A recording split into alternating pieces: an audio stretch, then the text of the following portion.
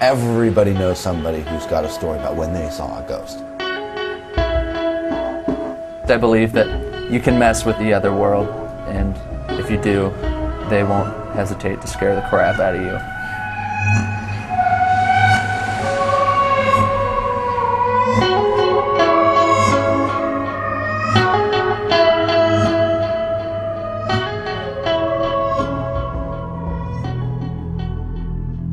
We heard stories, ghost stories, about, the Bernathen Beast. It was probably 10 o'clock at night, and we were walking down the hill past Cairn Crest underneath the cathedral. It was 9:30 or so, and we were just sitting on the hill and talking and whatnot. We had gone down there looking for it, ghost hunting. We were sitting underneath the trees on Cathedral Hill, just talking like I completely forgot that we were there to look for ghosts. We're looking across that field at the tree line. And then all of a sudden I just happened to glance over down the hill by the road. We saw this dark figure. We saw this shape. See this big black figure.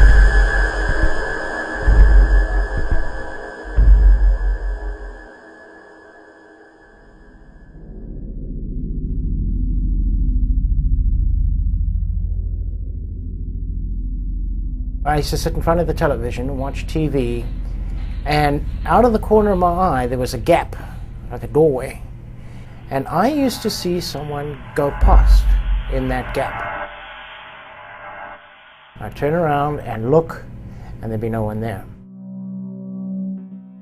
I was 15. Like most teenagers, I had a job, compliments of my grandparents. My father's mother, we called her Grandma Nana. I was supposed to mow her yard on a Saturday, but I had been lazy, and so I waited till Sunday to do it. And I went over right around the time I should have been at church. While I was mowing that yard, I got a very weird feeling in my stomach. Not like a nervous feeling, but something definitely was moving inside, swirling some stuff around, and I heard a voice. I was coming in after studying late at night. It was probably 2 in the morning. I was sitting at the computer. There was this thing for security, it beeps trouble over and over again. That was blaring and it was really annoying, and after a little bit I got that feeling that I don't know if people get when you feel like there's someone behind you, or there's some space being filled around you. So I looked around and nothing was there. And then, I'm getting the chills, sorry. I looked up and there was a guy that was sitting out on the patio. He was in all white and he had no face. When I was about 6 years old, I lived in a house across from the CNS Club. For about a year, maybe 2 years, I used to wake up from nightmares and then see things in my room. And I always thought, well, maybe I was mentally ill when I was a child, and then I thought, we lived in, 6 or 7 different houses around town growing up, and none of this stuff ever happened in any of the other houses. It was only in that house when I was about 6 and 7. It's been 46 years since I've been back in this room where I saw these strange things when I was about 6 years old. I figured that was probably about 1961 or 62 now, so we're going to go inside and take a look around again. Everything already looks so much smaller. It's like a miniature version of what I remember.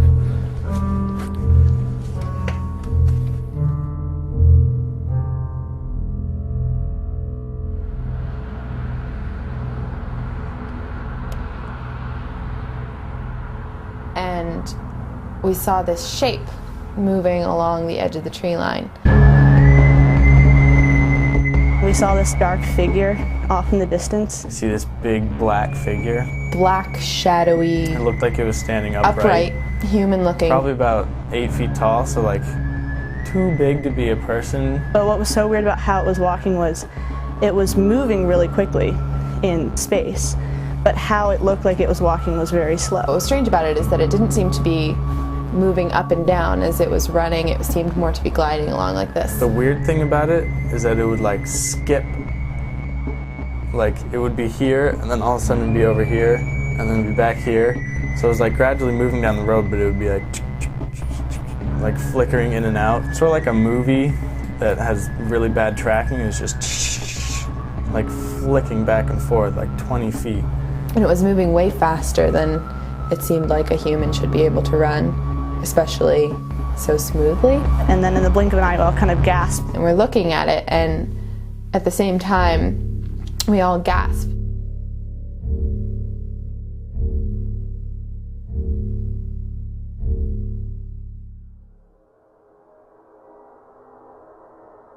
I should have been able to see something, like some face, but there was nothing. No eyes, no mouth, no nose, and I got up and I walked around still looking to see if he was there, and he was still there at that point. And as soon as I turned the corner, there's this concrete pillar, and I ran around and there was nothing.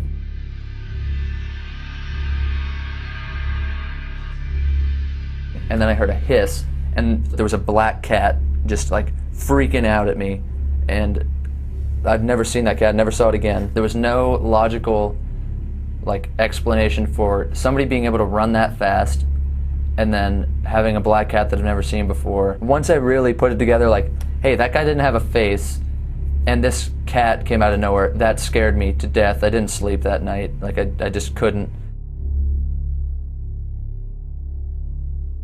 One day I was watching TV and I swung my head over, and my wife said, "Oh, are you seeing that too?" And it turned out that she also used to see someone going through that gap.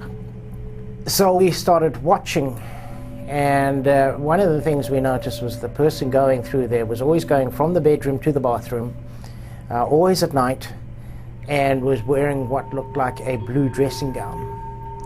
So we decided to make some inquiries, and we bought the house from an elderly man whose mother had died in that bedroom about 10 years before the church bought the house. We had some friend, or a woman in the congregation who's a friend of ours, who knew people in the area who had been friends with that woman. So we asked her if she would ask her friends if they knew what color her dressing gown was, or her bathrobe was. And she came back a few days later and she said she used to wear a pale blue bathrobe.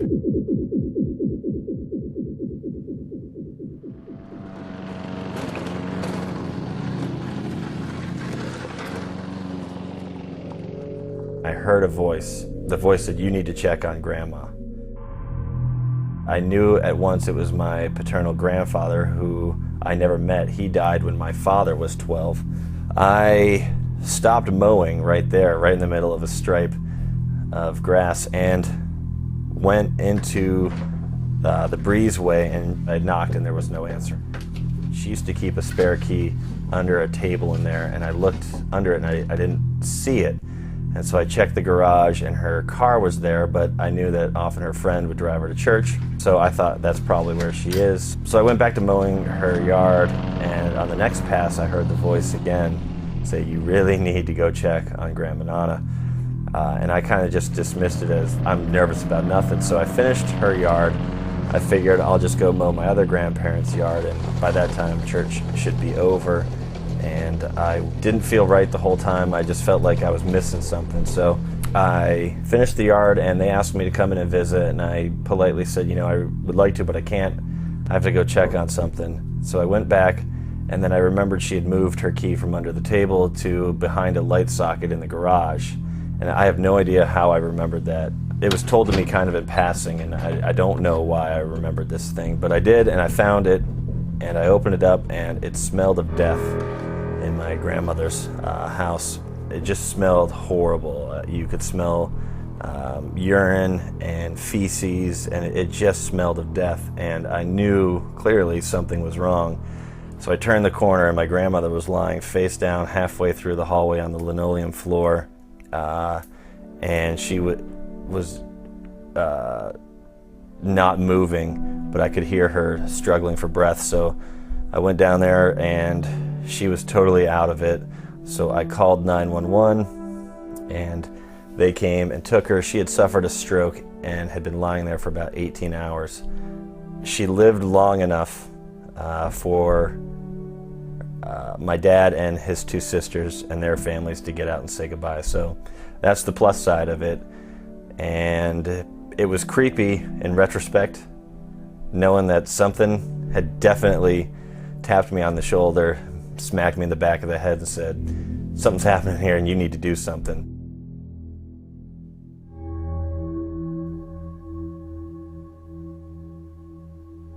I had a lot of weird experiences in that house. It was all concentrated in that room down there on the left-hand side, yeah.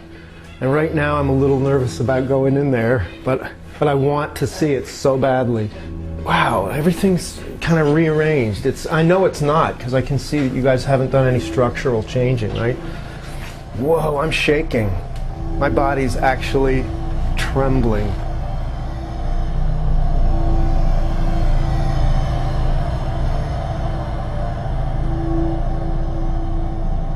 I used to get regular visits from an old blind lady who used to come into my room and walk around, sort of feeling her way around in the dark. And she looked like she was trying to find something, and she seemed really, really sad and lost, and I had no idea, what she was doing there. And it scared the hell out of me. She would just sort of fumble around in the room looking for something that seemed to be like out here. And I remember thinking she's lost her husband or one of her children or something, and she's come back to try to find them, but she just kept coming over and over and over again and couldn't find what she was looking for. Her clothes were wet, and there was grass and mud all over her clothes, and which made me, I thought it was bizarre when I was a kid, but when I grew up I thought, a lot of people that do research into this kind of stuff would say that, it's a classic case of someone probably who had drowned, coming back to their home and trying to find somebody. One night I had to go to the bathroom really bad, and I just thought, oh man, I'm never gonna I can't run through her. She was standing right here, and she wouldn't move, and I had to walk right through her to get to the bathroom. And I finally just got the courage up to jump out of my bed in my little pajamas and just run right through her body. And I remember, man, that was so scary and so hard to do that. One night I had a nightmare and I woke up and there were two hands resting on my chest, two adult male hands, and they were white, like they'd been like had powder on them or something like that, right? And the fingernails were all real nicely cut, and there were cufflinks on the sleeves, and I didn't realize, but I thought some guy is putting his hands on me, and I looked and I realized that his arms there were only arms in tuxedo sleeves up until here, right? Just resting on my chest, right? And I tried to scream because I could feel the weight just pushing on me. It was heavy. They were heavy. And I couldn't scream. I was, just paralyzed. Okay, here was my bed, coming right out here, and I'd be just lying in my bed, and then all this weird stuff would happen. Finally, I screamed, and my mom came into my room, and I'm just a little guy, 6 years old, and I'm just, don't you see them? Don't you see them? Get rid of them, get rid of them. And she took the sheet and she put the sheet over the hands, and then she pulled the sheet back and the hands were gone, right? So I went to sleep that night, and then the next day I woke up, and right where the hands had been, there was a circle about 1.5 inches wide of red liquid, and I thought it was blood. Whew. Oh yeah. This wasn't here then. This was just open. It's so unreal. I can't even express what I'm feeling right now. It's just so hard for me right now, being in this room, imagining that this was the actual physical place that all this paranormal kind of stuff happened. It just doesn't even seem possible. I'm going to take some pictures and then I'm going to just sort of study them, and then I'll remember more things too, I think. One night I had a nightmare and I woke up and there were body parts all over my bed. Half cut off legs, arms, things like that, just strewn all over my bed. And it would be sort of shining, like with phosphorescent type of light. I used to wake up in the middle of the night feeling someone sitting on my bed, and I would feel the rebound of the bed, and it would shock me into waking up. And I'd be there, and then, you know, these people would be here in the room with me. And I didn't know who they were, or I didn't know why they were here. I would ask my mom, is it Tuesday night? Because I knew that Tuesday night was the night that the old lady was going to come. I had all these different people that were like visiting me on regular nights. And the scariest one of all was when I was 6 for, months and months. I don't even know how long, but. And I still don't know what this was. I still have no idea. It's the most mysterious thing in my life. Okay, this is one of the strangest parts of the whole experience, and I almost don't want to say it. I was doing laundry at about 3 in the morning.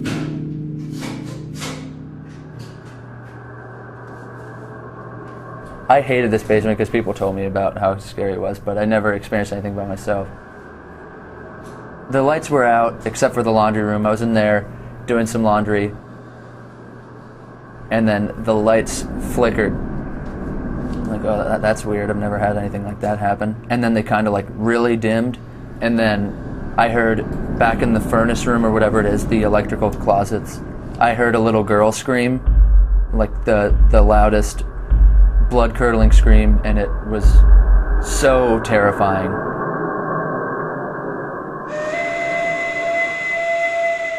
And so it kept getting closer and closer, and it was like growing, like it was getting wider.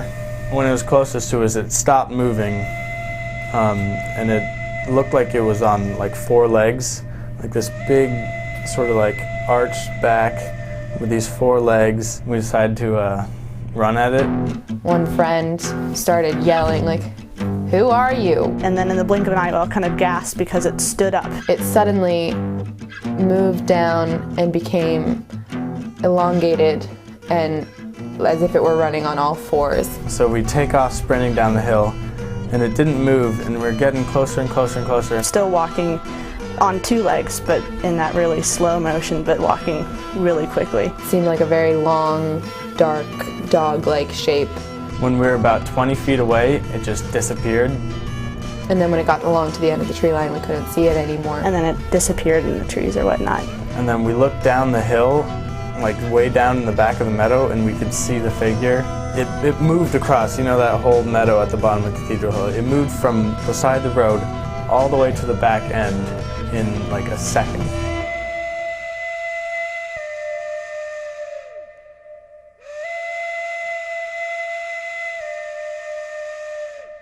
We were all pretty terrified.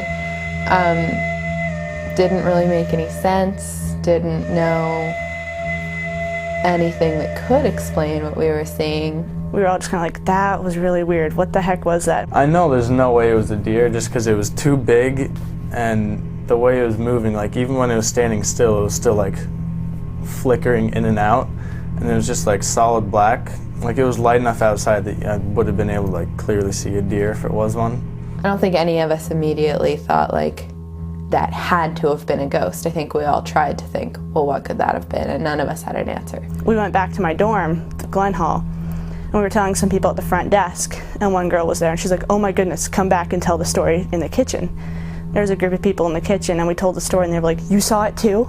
They had been there and they saw the same thing. Several weeks later, I'm not sure exactly when, I was in Glen Hall, and some people came rushing in, flushed and cold and terrified looking, and said, we saw the demon, we saw the demon. And we were like, what? And they're like, were you the people who saw the Bernathen demon before that everyone was talking about? And I was like, yeah. And they described what they'd seen, and it was exactly the same thing, the same upright figure that changed into a dog-like figure and in the same spot.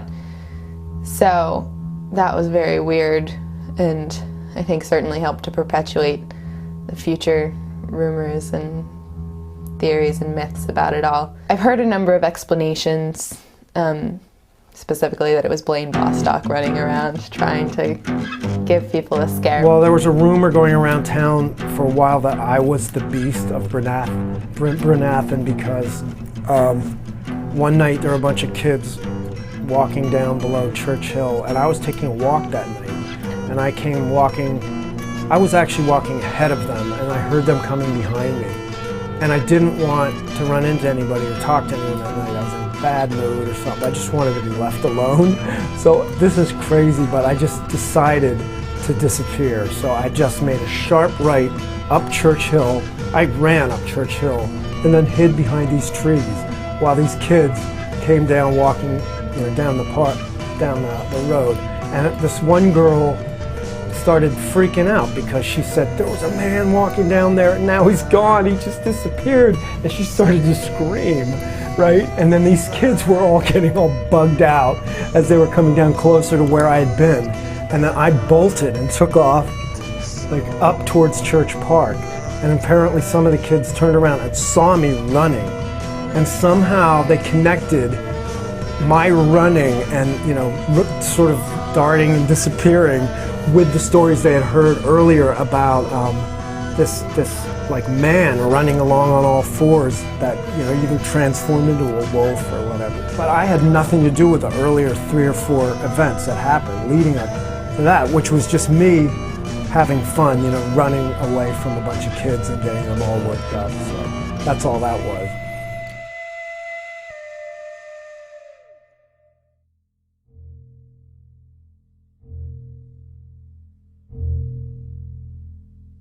I was just in an altered state of awareness at that point in my life, and I have no idea what it all means. Someone used to come into my room dressed up as a werewolf. I would wake up and I would hear this guy coming down the hall. I could hear his toenails clicking on the wooden floors.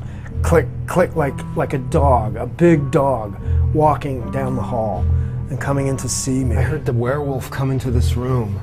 I heard his footsteps on the hallway. I remember the wooden floors, click, click, click, his toenails as he was coming down the hall. Then I heard him go into my mom's room. And he would come in and he would just like push my bed, jump around on my bed, run around in my room, snarl at me. All over the room. He was running around in the room. He would jump up on things and jump down onto my bed. He just...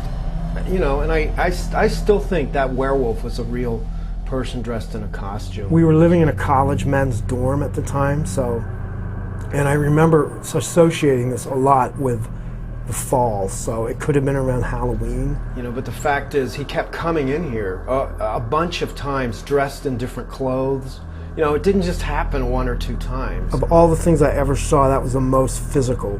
So I think it was a real, physical person, because I could hear him, I could feel the weight on the bed, I could hear the sounds in the room. Like, the other things that I saw never made any sounds that I could remember, really, I tried to work some of this stuff out, in therapy for a few years, because that werewolf thing really did a number on me.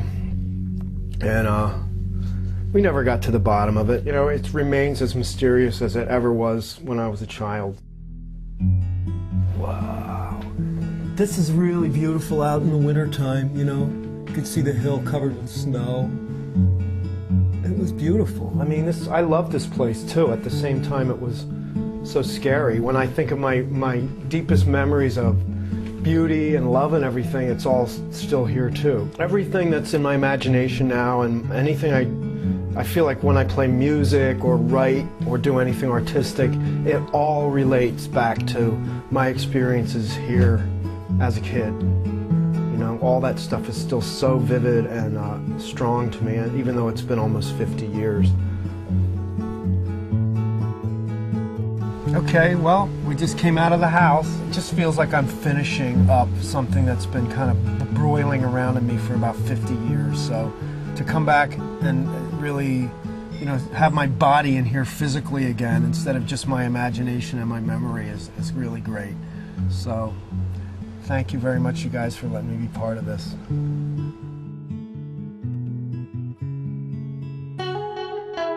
I definitely believe that there's like spirits that are close to this world that can show up and do weird things for whatever reason.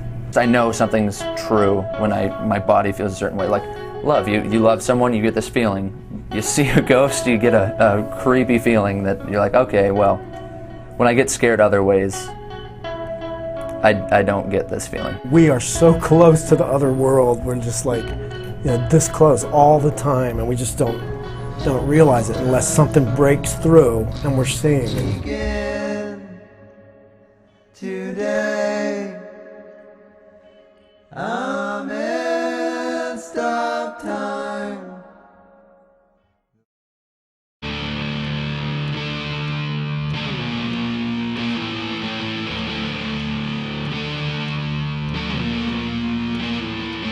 Tag the time, it's right.